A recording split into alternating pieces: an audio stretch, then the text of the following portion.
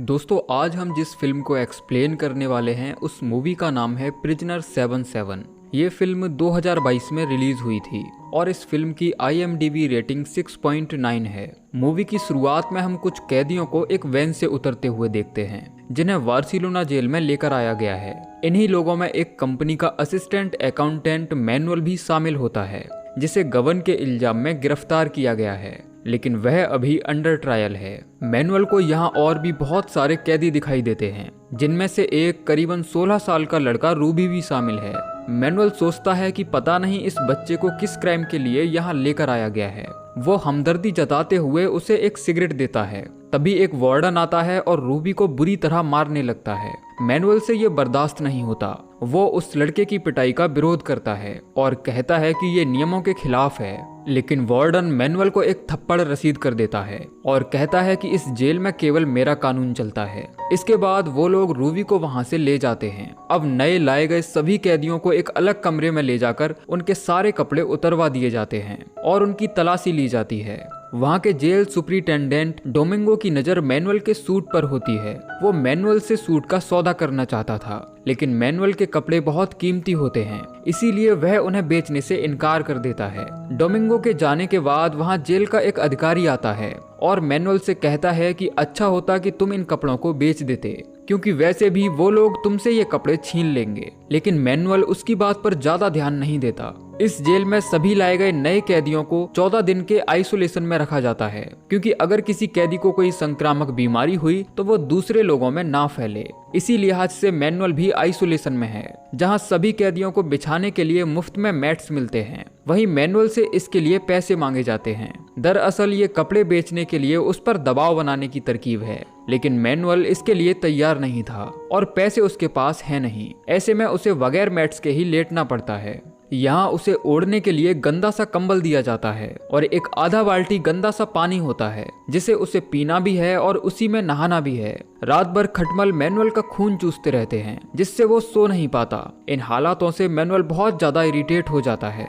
सुबह ही वो अपने शरीर पर पड़े निशानों को देखते हुए जेल सुपरिटेंडेंट से इसकी शिकायत करता है, लेकिन सुपरिटेंडेंट उसकी इस शिकायत पर कोई तवज्जो नहीं देता और कहता है कि आइसोलेशन में उसे इससे ज्यादा सुविधा नहीं मिलेगी। जब मैनुअल डोमिंगो से जेल की रूल बुक मांगता है तो वो गुस्से में मैनुअल को बुरा भला कहने लगता है। इतने में ही वहाँ ब्लैकी नाम का एक कैदी आता है जो दूसरे कैदी साथियों को खाना बांट रहा था, लेकिन वह मैनुअल के लिए एक सिगरेट लेकर आया था जिसे पीने के बाद उसे थोड़ी राहत महसूस होती है।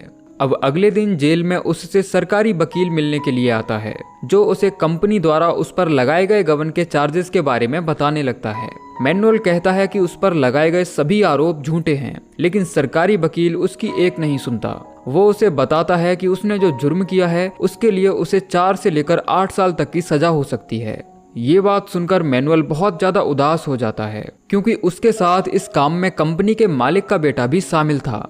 लेकिन पूरी धोखाधड़ी का इल्जाम अकेले मैनुअल पर आ जाता है। कंपनी के मालिक का बेटा बाहर आजाद घूम रहा है और जबकि मैनुअल जेल में सड़ रहा है, जिसके बाद वह अपने सेल में वापस आ जाता है, जहां गंदे पानी की बाल्टी देखकर उसे और गुस्सा आता है और वह उस बाल्टी को उठाकर सेल की दीवारों पर पटकने लगता है। फिर आवाज सुनकर जेल सुपरिटेंडेंट उसके सेल में आता है। फिर मैनुअल उससे कहता है कि उसे जेल अथॉरिटी की कंप्लेंट करनी है। फिर सुपरिटेंडेंट उसे एक कागज और पेन थमा देता है, लेकिन जैसे ही वो इस पर अपनी कंप्लेंट लिखना शुरू करता है, जेल सुपरिटेंडेंट उसे बहुत मारता है, इतना कि उसकी नाक और मुंह से खून आने लगता है। मैनुअल को अब समझ आ जाता है कि यहाँ उसकी सुनने वाला कोई नहीं है, लेकिन कैदियों को लगता है कि कोई तो है जो जेल अथॉरिटी के खिलाफ आवाज उठा रहा है। तभी अचानक कोई उसके सेल के दरवाजे के नीचे से एक सिगरेट और चिट अंदर सरकाता है। चिट पर लिखा होता है, मेरे दोस्त यूं ही डटे रहो। अब 2 हफ्ते यानी कि 14 दिन का आइसोलेशन पूरा होने के बाद मैनुअल को प्रॉपर जेल में शिफ्ट किया जाता है, जहां उसकी मुलाकात ब्लैकी नाम के एक और कैदी से होती है। अकेला ब्लैकी ही था जो उसके वहां आने से खुश है। वो भी मैनुअल के साथ उसके कमरे में रहेगा। फिर कमरे के अंदर मैनुअल की मुलाकात पीनो से होती है, जो एक बेहद पढ़ा लिखा जहीन सा शख्स मालूम होता है और अक्सर खामोश रहता है, लेकिन उस पर लूट और हत्या के संगीन मामले दर्ज हैं, इसीलिए जेल में जल्दी से कोई उसके मुंह नहीं लगता। यहाँ तक कि जेल अधिकारी भी उसे इज्जत देते हैं। अगले दिन मैनुअल जेल के ग्राउंड में बैठा होता है कि तभी कुछ कैदी वहां आते हैं। और चाकू दिखाकर जोर जबरदस्ती करते हुए मैनुअल के सारे कपड़े उतरवा लेते हैं। उसके शरीर पर केवल उसका अंडरवियर ही रह जाता है। अपने साथ ऐसा बर्ताव होते देख मैनुअल को बहुत हैरानी होती है, क्योंकि ये सब उसके साथ ग्राउंड में खड़े 2 जेल गार्डों की मौजूदगी में हुआ था। वो समझ जाता है कि ये सब मिले हुए हैं। अब मैनुअल उसी हालत में जेल के काउंटर पर जाता है जहां वही ऑफिसर रोमानो होता है। मैनुअल उसे सारी बात बताता है तो रोमानो उसे कहता है कि मैंने तुम्हें पहले ही कहा था कि कपड़े तुमसे छीन लिए जाएंगे। जब मैनुअल कंप्लेंट की बात करता है तो रोमानो उसे कंप्लेंट की फीस मांगता है, लेकिन मैनुअल के पास पैसे नहीं होते हैं, जिसके बाद रोमानो उसकी मदद करने से मना कर देता है। तभी एक आदमी वहां आकर मैनुअल को अपने साथ ले जाता है। इस आदमी का नाम आंद्रे है। ये वही आदमी होता है जिसने मैनुअल के लिए सिगरेट और वह चिट पहुंचाई थी। अब वो मैनुअल को पहनने के लिए कपड़े देता है। यही मैनुअल की मुलाकात बोनी से होती है, जो एक डॉक्टर है। कपड़े उतारने के लिए हुई छीना झपटी में मैनुअल के दांतों समेत कई जगह चोट आई है, जिसके बाद बॉनी मैनुअल को पेन किलर इंजेक्शन देता है। बॉनी भी जेल में कैदियों के साथ हो रहे बर्ताव से गुस्से में था। उसे लगता है कि हम जैसे कैदियों को समाज में बैठने लायक नहीं समझा जाता। वो कैदियों के अधिकारों की बात करता है और मैनुअल को PR यानी कि प्रिजनर्स राइट एसोसिएशन ज्वाइन करने के लिए कहने लगता है। लेकिन अभी मैनुअल कुछ कह पाने की स्थिति में नहीं होता, क्योंकि उसे अभी भी यहाँ किसी पर भरोसा नहीं था। अब ब्लैकी उसे जेल में ही एक वर्कशॉप के बाहर ले जाता है, जहां कैदी दिन भर काम करके अपनी दिहाड़ी जुटा लेते हैं। पीनो ने मैनुअल के लिए बात की है। ऑगस्टीन भी वही काम करता है। वो उन्हें अभी कुछ दिन रुकने के लिए कहता है ताकि वह बता सके कि मैनुअल को वहां क्या काम करना चाहिए। अब मैनुअल और ब्लैकी के बीच कुछ हल्की फुल्की बातें होने लगती हैं। मैनुअल ब्लैकी से पूछता है कि उसे इस जेल में क्यों लाया गया था, तो ब्लैकी उसे आगाह करता है कि वो यहाँ सीधे किसी से सवाल ना पूछे। फिर वो बताता है कि यहाँ ज्यादातर छोटे मोटे कैदी ही लाए जाते हैं, लेकिन पीनो पर बैंक लूटने के अलावा 3 लोगों के कत्ल का इल्जाम है, जिनमें से एक पुलिस वाला भी था। उसे उम्र कैद की सजा मिली है, लेकिन ये बात अलग है कि उसका लूटा पैसा आज तक बरामद नहीं हो पाया और कत्ल भी वाकई उसने ही किया है। अगले रोज कैदियों के परिवार उनसे मिलने के लिए जेल में आते हैं। ब्लैकी भी अपने परिवार से मिलकर बेहद खुश होता है। मैनुअल को भी अपनी गर्लफ्रेंड का इंतजार था, लेकिन उसकी जगह उसकी बहन लूसिया आती है। वह उसे बताती है कि उसकी बहन बाहर ही खड़ी है, लेकिन वो मैनुअल से मिलना नहीं चाहती। यहाँ तक कि वो मैनुअल का नाम भी नहीं सुनना चाहती। गर्लफ्रेंड की बेरखुई के बारे में सुनकर मैनुअल बहुत दुखी होता है। वो जताता है कि उसे किसी की जरूरत नहीं है और लूसिया को भी वहाँ से चले जाने और फिर कभी ना आने के लिए कहता है। इसके बाद मैनुअल जब अपने रूम में नहा धोकर बाहर निकलता है तो देखता है कि पूरी जेल में कैदी नारे लगा रहे हैं। इनमें से ज्यादातर वे कैदी हैं जिन्हें छोटे मोटे अपराधों में भारी भरकम सजा दी गई है। वे एमनेस्टी यानी कि सबकी माफी और रिहाई की मांग कर रहे हैं। उन्हें देश में सरकार बदलते ही एमनेस्टी की उम्मीद है। हालांकि इनके नारे सुनकर ब्लैकी और पीनो अपने कमरे में हंस रहे थे, क्योंकि उन्हें नहीं लगता कि एमनेस्टी कभी हकीकत बन पाएगा। मैनुअल बॉनी को अपना दांत दिखाने जाता है। उसका दांत देखने के बहाने बॉनी उसे कई सारे ब्लैक पेपर थमा देता है। वो उसे अपने उल्टे हाथ से उन कागजों पर एमनेस्टी लिखने के लिए कहता है, ताकि किसी को पता ना चले कि वो किसकी हैंडराइटिंग है। अब मैनुअल पूरी रात जागकर इस काम को अंजाम देता है। वहीं मैनुअल को पता चलता है कि नारे लगाने वाले कई कैदियों को रिहा कर दिया गया है। दरअसल ये वे कैदी होते हैं जो किसी न किसी पॉलिटिकल पार्टी के सपोर्टर थे, लेकिन बाकी किसी भी आम कैदी को नहीं छोड़ा जाता। अब रात हो जाती है और मैनुअल देखता है कि ब्लैकी रो रहा है। ब्लैकी बताता है कि उसकी सजा पूरी होने में अभी 20 साल हैं। जिस वक्त वह जेल से रिहा होगा तब तक उसकी उम्र 58 साल होगी और उसे डर होता है कि तब तक शायद उसका परिवार उसे भूल जाएगा। उसे ये भी गम है कि अपने बच्चों के लिए वह कुछ नहीं कर पाया। अब मैनुअल को जेल में रहते रहते 1 साल हो चुका है। अगले रोज कुछ गार्ड्स आकर 2 अन्य कैदियों के साथ ब्लैकी को यहाँ से ले जाते हैं। पीनो गार्ड से पूछता है कि ब्लैकी को कहाँ लेकर जा रहे हो। वो गार्ड्स बताते हैं कि ब्लैकी किचन में सुरंग खोद रहा था। मैनुअल को इस बात पर यकीन नहीं होता। फिर अगली सुबह पीनो और मैनुअल को पता चलता है कि ब्लैकी की मौत हो गई है। वार्डन जेल में आकर उन्हें बताता है कि रात में इंटेरोगेशन के दौरान ब्लैकी को हार्ट अटैक आया था, लेकिन सभी कैदी समझ जाते हैं कि ब्लैकी की मौत हार्ट अटैक से नहीं हुई है, बल्कि इन लोगों ने उसे पीट पीट कर उसकी जान ली है। लेकिन ब्लैकी की मौत का पीनो पर कोई असर नहीं होता। वो आराम से बैठकर खाना खाने लगता है। ये बात मैनुअल को बहुत चुभती है। वो कहता है कि तुम ऐसा कैसे कर सकते हो। तो पीनो बगैर मुंह उठाए कहता है कि जो हो गया उसे बदला नहीं जा सकता और तुम भी ज्यादा मुंह मत खोलो वरना फंस जाओगे। तभी वो देखता है कि ब्लैकी की मौत के खिलाफ कुछ कैदी अनशन पर बैठ गए हैं और पुलिस वाले उन्हें खदेड़ने के लिए उन पर लाठियां चला रहे हैं। वो उन्हें उनके सेल में जाने के लिए मजबूर करते हैं। अब मैनुअल तेजी से अपने कमरे में जाता है और वहां से एमनेस्टी लिखे कागज जेल में हर जगह बिखेर देता है। इनमें से कुछ कागज जेल के गलियारों और ग्राउंड में तो कुछ उड़कर जेल के बाहर गिरते हैं। इन कागजों में प्रिजनर्स राइट यानी कि कैदियों के अधिकार के बारे में लिखा होता है। जब बाहर लोगों को ये पर्चे मिलते हैं तो वो भी कैदियों का समर्थन करते हैं। इधर मैनुअल जब जेल के कैदियों के हक में नारे लगाता है तो उसे गिरफ्तार करके एक बार फिर आइसोलेशन में भेज दिया जाता है। वहां उसे अनोल्ड नाम का एक प्राइवेट वकील मिलने आता है जो बताता है कि वह उसका केस लड़ना चाहता है और सभी कैदियों को उनका अधिकार दिलाना चाहता है और वह इस काम के लिए मैनुअल से कोई पैसा नहीं लेगा। फिर वह मैनुअल को आइसोलेशन से बाहर निकलवाता है और कुछ पैसे भी देता है ताकि मैनुअल जेल अथॉरिटी के खिलाफ शिकायत कर सके। अब इतने दिन जेल में बिताने के बाद मैनुअल ने वर्कशॉप ज्वाइन कर ली थी। एक दिन वहां ऑगस्टीन भाषण दे रहा होता है। वो सभी से पीआर का सदस्य बनने और एमनेस्टी के लिए रिक्वेस्ट डालने की अपील करता है। वह कहता है कि स्पेन में सरकार बदलने वाली है, नए नए पॉलिटिशियंस आ रहे हैं, हमें अपनी बात उन तक पहुंचानी होगी ताकि जब वे सरकार में नुमाइंदे बने तो हमारे लिए कुछ कर सकें। सभी लोग उसकी इस बात से इत्तेफाक रखते हैं। धीरे धीरे मैनुअल वहां रमने लगता है। इसी बीच जेल में उसे लूसिया के कई लेटर मिलते हैं। वो कई दफा अपनी फोटो भी लेटर के साथ भेजती थी जिससे मैनुअल को भी अंदाजा लग जाता है कि लूसिया उसे चाहने लगी है। एक रोज मैनुअल अपनी कंप्लेंट फिल कर रहा होता है कि उसे बाहर से कुछ आवाज आती है। वह बाहर जाकर देखता है तो वहाँ बहुत हलचल होती है। उसे पता चलता है कि गार्ड एक कैदी को वहां से उठाकर ले गए हैं। वो चिल्लाने लगता है लेकिन पीनो उसे तुरंत चुप हो जाने के लिए कहता है क्योंकि ऐसा करने पर वे मैनुअल के साथ भी वैसा ही करेंगे। अब मैनुअल की रात बेहद बेचैनी से कटती है। सुबह वो और पीनो आपस में उस कैदी के बारे में चर्चा कर रहे होते हैं। तभी उन्हें पता चलता है कि वो कोई और नहीं बल्कि ऑगस्टिन था।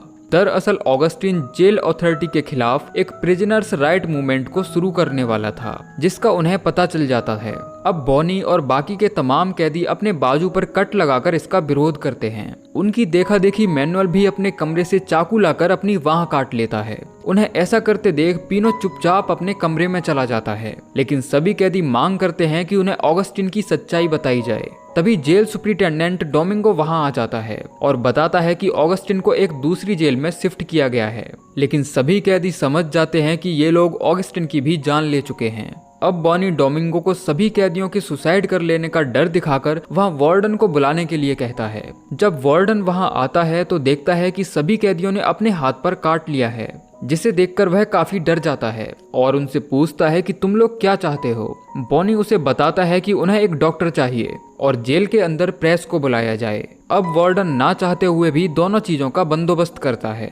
प्रेस वाले बॉनी और मैनुअल का इंटरव्यू करते हैं और जेल में कैदियों के साथ हो रहे अमानवीय व्यवहार के बारे में बताने लगते हैं। अब अगले दिन रेडियो और अखबारों में जेल में कैदियों के साथ हो रहे अत्याचारों की सुर्खियां होती हैं। बाहर भी हर कोई एमनेस्टी और पीआर की चर्चा कर रहा होता है। कैदी भी ये बदला हुआ माहौल देखकर काफी खुश होते हैं। उन्हें लगता है कि उनके अच्छे दिन आने वाले हैं। उधर लूसिया भी एक अखबार लेकर मैनुअल से मिलने आती है।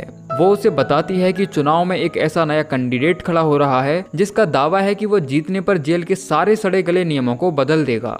मैनुअल ये सुनकर खुश हो जाता है। उधर जेल के बाहर कैदियों के सपोर्ट में जनता भी सड़कों पर है। तभी इन लोगों में से कोई जेल के अंदर एक मुर्गी का बच्चा छोड़ देता है जिसके गले में बंधे कपड़े पर एमनेस्टी लिखा था।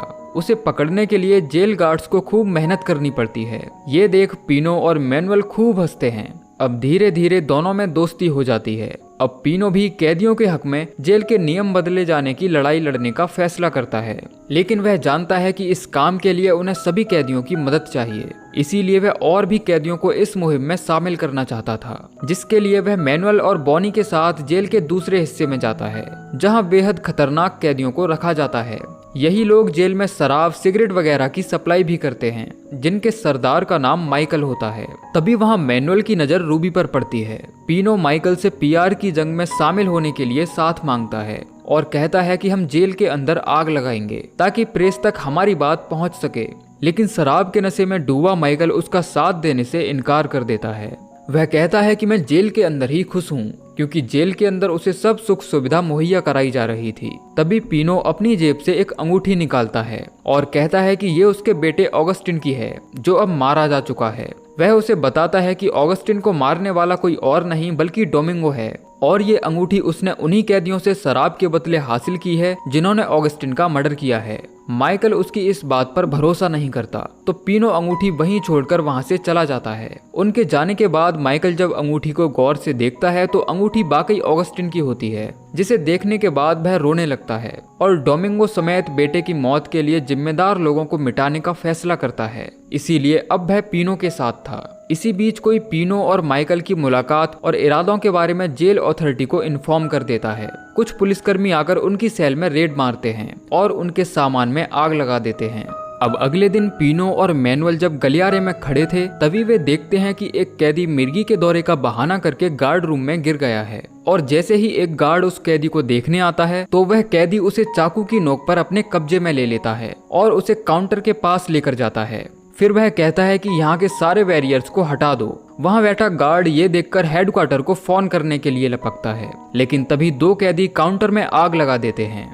इसके बाद वहां अफरा तफरी मच जाती है और सभी कैदी अपने कमरों से लकड़ी का फर्नीचर निकालकर बाहर फेंक देते हैं और उसमें आग लगा देते हैं। जेल में उठ रही आग की ऊंची ऊंची लपटों को देखकर मैनुअल और बाकी कैदी जेल की छत पर चढ़ जाते हैं और सभी मिलकर जेल प्रशासन के खिलाफ नारे लगाने लगते हैं। तभी पुलिस वाले उन पर रबर बुलेट भी चलाते हैं, लेकिन वो लोग उन्हें किसी भी तरह रोक नहीं पाते। जेल में आंदोलन होता देख जनता भी बाहर सड़कों पर जुट जाती है और उन सभी कैदियों को बाहर से ही सपोर्ट करती है। अब वार्डन प्राइवेट वकील अर्नोल्ड को बुलाता है। कैदियों ने वार्डन के डर से ब्लड बैरियर लगा रखे थे। अर्नोल्ड उन्हें समझाता है कि अब डरने की जरूरत नहीं है। जब वो उसकी बात पर भरोसा नहीं करते तो वह अपने 2 आदमी नेगोशिएशन करने के लिए उनके साथ भेजने को कहता है, जिसके बाद बॉनी और मैनुअल उनके नुमाइंदे बनकर वार्डन के पास जाते हैं। वहां बॉनी डिमांड करता है कि वहां से पुलिस कर्मियों को हटाकर एक जज बुलाया जाए ताकि वे उसके सामने अपनी सभी शर्तों को रख सकें। वार्डन इसके लिए मान जाता है। सारी बात होने के बाद सभी कैदी ग्राउंड में आ जाते हैं। तभी एक कैदी कहता है कि वो कोई जज नहीं है बल्कि पुलिस का ही एक सीक्रेट एजेंट है। तभी पीछे से गार्ड उन पर टूट पड़ते हैं। वे समझ जाते हैं कि दरअसल ये उनका आंदोलन खत्म करने के लिए वार्डन की एक चाल होती है। अब मैनुअल को फिर से आइसोलेशन में भेज दिया जाता है। तभी उसके पास एक गार्ड आता है जो उसे वार्डन के पास ले जाता है। वहां वो देखता है कि बॉनी वार्डन से मिलकर बाहर जा रहा है और उसने मैनुअल को इग्नोर कर दिया है। वार्डन कहता है कि तुम्हारे दोस्त बॉनी ने इस लेटर पर साइन कर दिए हैं, अब तुम भी कर दो। इसमें लिखा है कि तुम इस जेल से दूसरी जेल में शिफ्ट होना चाहते हो। वार्डन आगे कहता है कि अगर तुम इस लेटर पर साइन नहीं करते तो तुम्हारी सजा डबल कर दी जाएगी। मैनुअल को पता है कि दूसरी जेल नर्क की तरह है। वो वहां जाने से इनकार कर देता है। अब जेल में मैनुअल को 2 साल पूरे हो जाते हैं। एक दिन लूसिया उससे मिलने आती है और मैनुअल के सामने अपने प्यार का इजहार करती है और कहती है कि वो हमेशा मैनुअल का इंतजार करेगी। ये सुनकर मैनुअल को बहुत अच्छा महसूस होता है। फिर एक दिन रात को गार्ड आकर मैनुअल और पीनो को जबरदस्ती एक दूसरी जेल में ले जाने लगते हैं, जो बहुत खतरनाक है और एक रिमोट एरिया में है। इस जेल के अंदर उन्हें एक इंजेक्शन दिया जाता है ताकि उनके शरीर की नसें कमजोर हो जाएं और वो अपने पैरों पर खड़े ना हो सकें। इसके बाद उन्हें खूब टॉर्चर किया जाता है और ऐसा कई दिनों तक चलता है। जब मैनुअल को लगता है कि उस जगह से उसका जिंदा निकल पाना बहुत मुश्किल है तो उस रात वो बेंच में लगी स्प्रिंग्स को निगल जाता है। उसकी हालत बेहद नाजुक होती है, जिसके बाद उसे तुरंत अस्पताल ले जाया जाता है, जहां वो डॉक्टर से कहता है कि गार्ड ने उन्हें ऐसा करने के लिए मजबूर किया था। डॉक्टर्स गार्ड से इस संबंध में पूछताछ भी करते हैं, लेकिन वो लोग कोई जवाब नहीं देते। डॉक्टर इसकी रिपोर्ट कर देता है। डॉक्टर की रिपोर्ट के बाद मैनुअल और पीनो दोनों को उनकी पुरानी जेल में भेज दिया जाता है, जहां सभी कैदी उनका जोरदार स्वागत करते हैं। जिसके बाद ये लोग भी पीआर के काम में जुट जाते हैं। वे अपनी बात प्रेस तक पहुंचाना चाहते थे और इसके लिए जेल में प्रोटेस्ट करना शुरू कर देते हैं। धीरे धीरे उनकी कोशिश रंग लाती है। जब उनकी बात एक पॉलिटिशियन तक पहुंच जाती है तो वह उनसे मिलने आता है।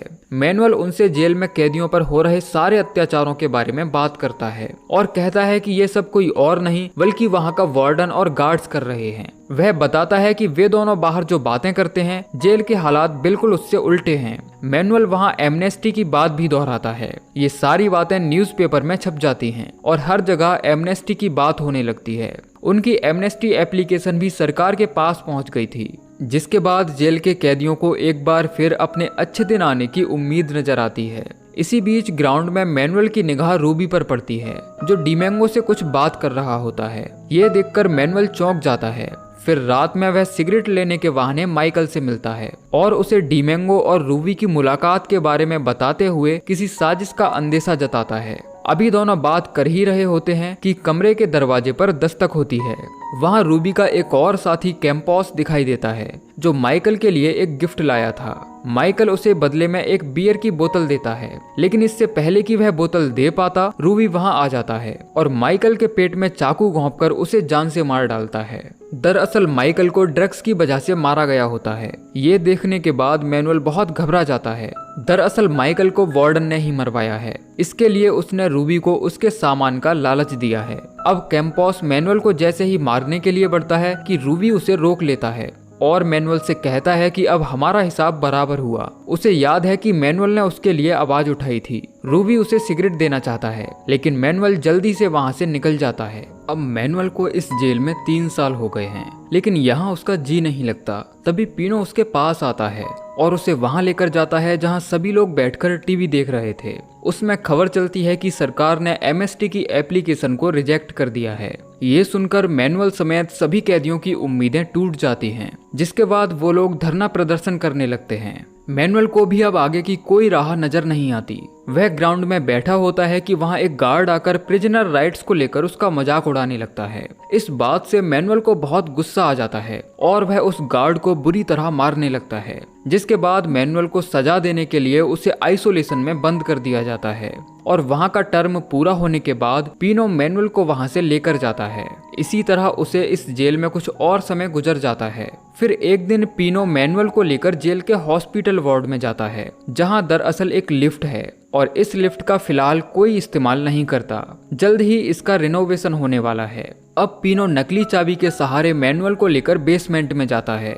यहाँ पीनो मैनुअल को अपना वहाँ से भाग निकलने का प्लान समझाता है। वह उसे कहता है कि यहाँ से सुरंग खोदने के बाद वे सीवेज होल के रास्ते बाहर निकल सकते हैं। अब वो लोग सावधानी के साथ कुछ कैदियों को बाहर फुटबॉल खेलने में लगा देते हैं, ताकि सुरंग खोदने की आवाज पर किसी का ध्यान न जाए। लेकिन एक दिन उन्हें सुरंग खोदते समय कैंपस और रूबी देख लेते हैं, लेकिन वो कोई शोर नहीं करते क्योंकि वे लोग खुद भी वहां से भागना चाहते थे। इसी दौरान आर्नोल्ड मैनुअल से मिलने आता है, जो कहता है कि वो फिर से उसकी सुनवाई शुरू करवाएगा और उसकी पैरवी में पूरी जान लगा देगा। लेकिन अब मैनुअल को महंगे कपड़े पहने इस वकील से कोई उम्मीद नहीं थी, क्योंकि उसे अंदाजा लग चुका था कि वो सब लोग भ्रष्ट हो चुके हैं। उधर उनका खुदाई का काम निरंतर चल रहा था और एक दिन वो लोग खुदाई करते हुए सीवेज होल तक पहुंच जाते हैं, यानी कि अब उनका वहां से भागने का दिन आ गया है। फिर पीनो मैनुअल को जेल से बाहर इस्तेमाल करने के लिए कपड़े देता है, ताकि उन्हें कोई पहचान ना सके। अब जैसे ही वो लोग अपने सेल से बाहर निकलते हैं तो बहुत सारे कैदी उनके पीछे पीछे चलने लगते हैं। दरअसल रूबी की वजह से उनका प्लान सभी कैदियों को पता चल गया था। तभी हॉस्पिटल के वार्ड में ड्यूटी पर तैनात एक गार्ड उन्हें रोकने की कोशिश करता है। इस पर रूबी चाकू दिखाकर उसे धमका देता है और उसे मारने के लिए बढ़ता ही है, लेकिन मैनुअल उसे रोक देता है। अब वे गार्ड को भी साथ लेकर सुरंग के सहारे आगे बढ़ते हैं। पीनो और मैनुअल गार्ड को वहीं छोड़कर मेन सीवेज होल के रास्ते बस स्टैंड के पास बाहर निकलते हैं। वे देखते हैं कि उनके पीछे कई और कैदी भी वहां से निकल रहे हैं, लेकिन तभी जेल गार्ड्स को सब पता चल जाता है। उनमें से ज्यादातर कैदी पकड़े जाते हैं। इधर कपड़े बदलने के कारण कोई पीनो और मैनुअल पर ध्यान नहीं देता। अब वे दोनों एक बस में चढ़ते हैं, जिसमें जेल का एक गार्ड भी बैठा होता है, लेकिन वह गार्ड उनकी तरफ ध्यान नहीं देता। फिर मैनुअल को बस में बैठे हुए बार की वह लाइटें नजर आती हैं, जिन्हें वो जेल के अंदर से देखा करता था। फिर कुछ लंबा सफर तय करने के बाद ये लोग बस से उतर जाते हैं और हाथ मिलाते हुए एक दूसरे को अलविदा कहते हैं, क्योंकि यहाँ से इन दोनों का रास्ता अलग हो जाता है। तभी पीनो के जाने के बाद मैनुअल को शर्ट की पॉकेट में बहुत सारे पैसे मिलते हैं, जिन्हें देखकर वो बहुत ज्यादा भावुक हो जाता है, क्योंकि इतने सारे पैसे उसके लिए पीनो ने रखे थे। ताकि वह आज की इस दुनिया में सरवाइव कर सके। फिर आखिर में मैनुअल चश्मे की उस दुकान पर जाता है जहां लूसिया काम करती है, और जैसे ही लूसिया मैनुअल को देखती है तो वह दौड़कर उसे हक कर लेती है, जिससे साफ पता चलता है कि अब वो लूसिया को साथ लेकर कहीं और अपनी एक नई दुनिया बसर करेगा, क्योंकि पीनो ने उसे एक नई आईडी भी दे दी थी जिसमें उसका नया नाम डैनियल है। और इसी के साथ ये मूवी एंड हो जाती है। तो दोस्तों ये थी कहानी प्रिजनर 77 मूवी की, जो जरूर आपको पसंद आई होगी। बाकी आप कमेंट करके बता सकते हैं कि आपको ये कहानी कैसी लगी। मिलते हैं अगली वीडियो में, तब तक के लिए जय श्री कृष्णा।